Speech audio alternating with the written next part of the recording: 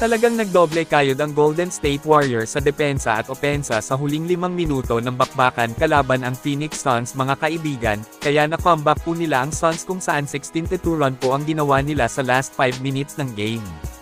Hindi basta-bastang run po yun para sa Dubs, masasabi na talagang gutom na gutom sila sa panalo. Nasa sobrang hype ni Stephen Curry ay pumasok na siya kahit hindi pa nag-red yung board, which is bawal po, buti hindi na tinawagan ng technical foul si Curry. Sobrang saya ng GSW sa naging panalo contra Phoenix na ani ni Steve Kerr sa kanyang interview pagkatapos ng laban versus Suns, ay parang nanalo nga daw po sila ng kampyonato sa panalo na iyon. Yeah, felt like we won the championship. We needed that. We needed it. Napakagandang tingnan yung effort ng Dubs sa laban, konektado po sila sa opensa at depensa.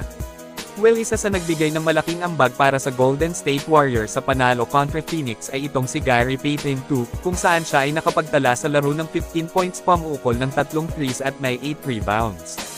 Solid na solid talaga itong si GP2, talagang maaasahan po siya sa team nila. Malaking bagay sa panalo nila ang kanyang huling rebound, ibang klase si Payton Small but terrible. Malaking parte po siya sa team ng Warriors, lalong-lalo na pagdating sa depensa. Kayong mga kaibigan, ano ang masasabi nyo kay Gary Payton II? Mag-comment lang. Samantala, bago tayo magtapos ay sipatin po natin ulit ng mabuti ang ginawa ng The Young Love contra Phoenix Suns.